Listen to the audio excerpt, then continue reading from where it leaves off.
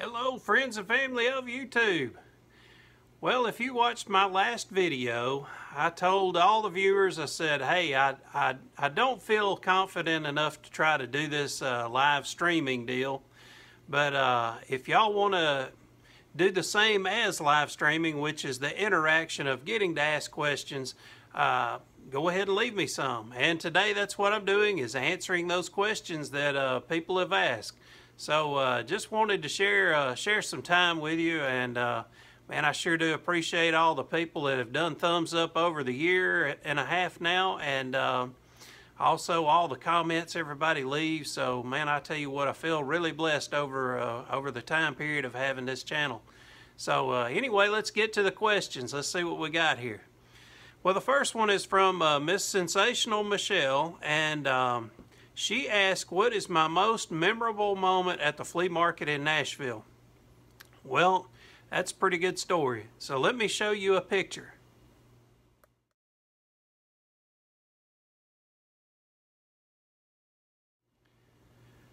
Okay, so if you notice, that is Mike from American Pickers, and he is holding a, it's an item that's shaped like a guitar, and it's made of fake car tags. I made a good living selling those things for a short time period, and anyway, Mike come through there, and it was Thursday. We were not even set up to sell. I was just trying to set up my booth. I had just got there, and if you notice that real ragged looking RV in the background, that was my first RV. It was a 24-footer, had a real leaky roof, so I had to keep a tarp on it at all times. Anyway, as Mike came through there, I hollered for him, and he came over, and we talked for a little bit. And I was sitting in the doorway of the RV, and the whole time he's looking over me and trying to look inside the RV to see what I had. He was totally ignoring me, which is fine. He was just more interested in what I had inside the RV. Anyway, as I was talking to him, I asked him, I said, hey, will you autograph this guitar? This is kind of something that I'm known for here at the flea market. And he said, yeah, sure. So he autographed it, and he went on his way, and after he left, I was looking at the autograph, and I just happened to touch the corner of it, and when I did, it erased. And I was like, oh my goodness, I can't believe this. And I checked the pen that I handed him to autograph with, marker, and anyway, that marker was a dry erase marker. So I knew that this was the stupidest thing I could have done. I didn't even check the marker before handing it to him. Anyway, I did have the bright idea to get me some clear coat spray can paint, and I clear coated over it, so I was able to save it. So one of those stupid moments that just happened to happen in my life. But anyway, I told that story to a news reporter who was a newspaper guy over in Scottsboro, Alabama, and he put me, I've got it upside down, he put that story on front page news. So yeah, so I have made front page news of a newspaper, but at least it wasn't in a bad way of doing any kind of crime. So anyway, great question, Michelle. And Dave's RV channel asked, what's your favorite TV show? Of course, y'all know that's me asking that question. But anyway, yeah, my favorite TV show is Barnwood Builders on DIY channel. I love that show, and I love a lot of stuff on HGTV and DIY channel. So that's what I tend to turn to the most. Erica Lorica asked a question of, we need to find you a lady. What are you looking for in a person? And what day has been your favorite day this year so far? To answer the last one, the favorite day this year so far is today, because every day I heal a little bit better, and every day I feel a little better. So I like every day better than the day before. So I have to say today's better than the other days this year. And what are you looking for in a lady? And well, I had to take some time out and write some stuff down. So because you know, it's one of those things I don't go around thinking about. So I did make me a list. Mostly it's someone that would mirror who I am. You know, I feel like sometimes they say opposites attract, but I kind of feel like it almost makes you nervous wreck sometimes too. So I feel more relaxed when I'm around people that are similar to me. which I am brutally honest. When Purdy and I broke up, I'd asked her, I said, can you think of one time in 9 years I ever lied to you? And she said no. And I'm very loyal. I do not believe in cheating. One time I was 100 miles away from home at a restaurant while Purdy and I was together. And I knew that waitress and I was going to flirt. She had done called me sweetie, honey, darling about 3 times in about 30 seconds. She was very beautiful, had a great body on her, and I knew that I would flirt back, and I got up and left the restaurant hungry. And I feel like that's what you're supposed to do. And, you know, I believe in being loyal and honest. Also, I'm very low maintenance and I'm very easygoing.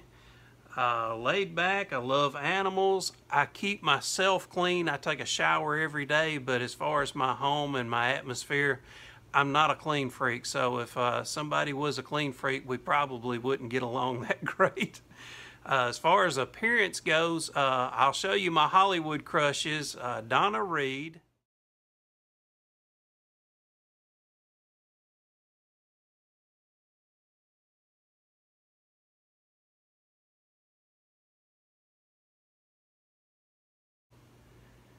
And I liked Daisy Duke. Now, being a Southern boy, that's kind of what we watched TV a lot of.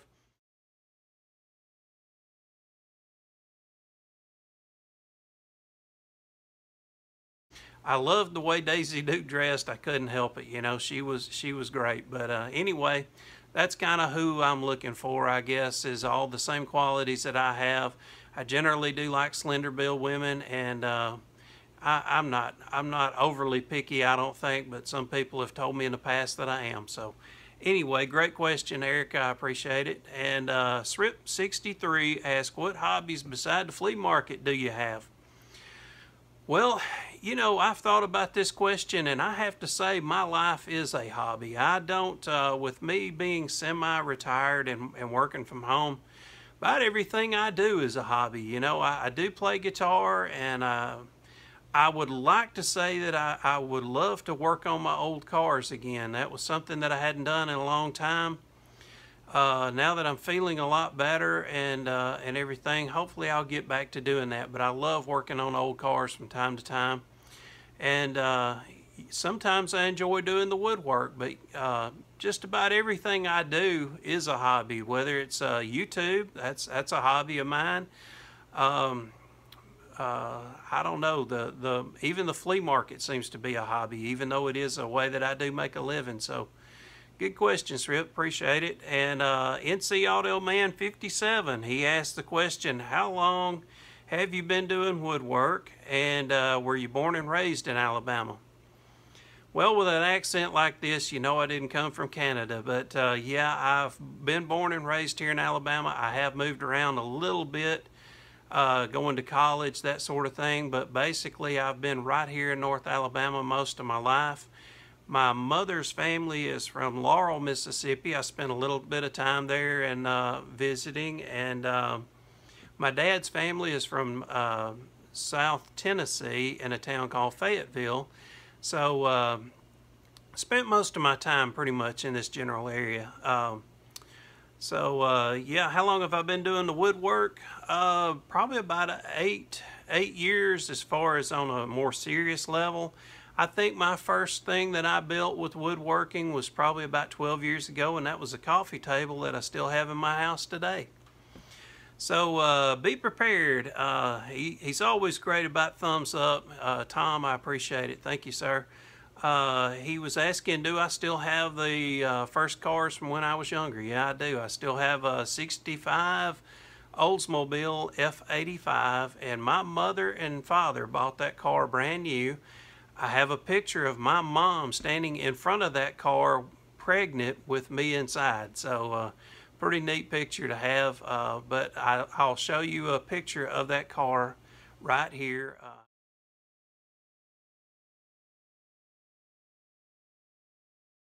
I still do have it. It does need a little bit of work to get it running again. There's nothing wrong with it. It's just been sitting up a while, so the fuel tank needs to be cleaned out, that sort of thing. But yeah, that's something I hope to get doing this summer. If y'all notice, sometimes the camera shakes a little bit. I am borderline diabetic, so I've been trying to find something that I can get that will get rid of the shakes as far as when I hold the camera. But I found something, but it's $100, so I'm still looking.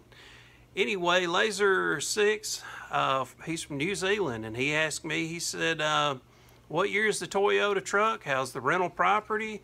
And are you and Purdy still friends?" Well, I'll start from the top of that. The Toyota truck is a 99.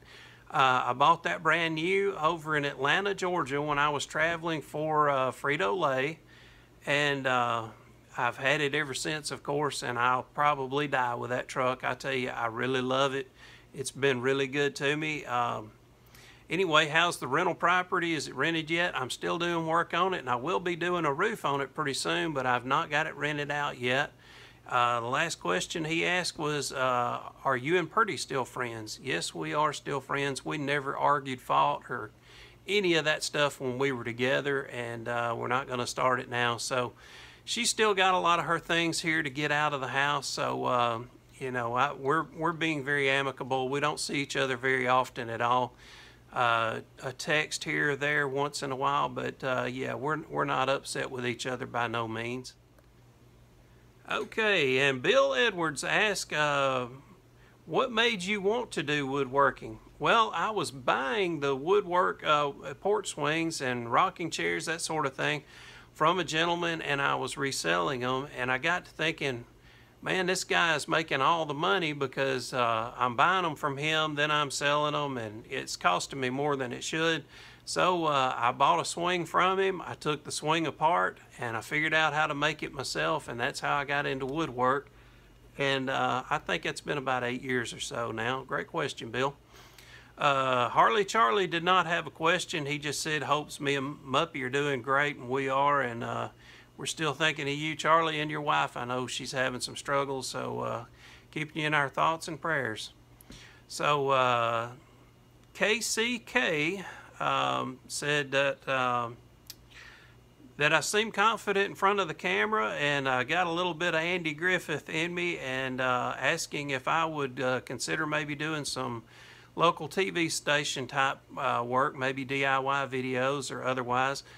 I have thought about it a little bit more since you wrote that. So yeah, that's something that as things settle down here a little bit, I might look into that. I appreciate you pointing that out to me, and I don't know why I'm not scared of the camera, but I'm definitely scared of public speaking. You know, if I had this camera and I was walking around in a store and 2 or 3 people looked at me while I'm filming, it makes me a nervous wreck. But for some reason, I can get on here and do a video, and I don't know if 250,000 people are going to watch it or 25 people are going to watch it, but I don't get nervous, so kind of odd.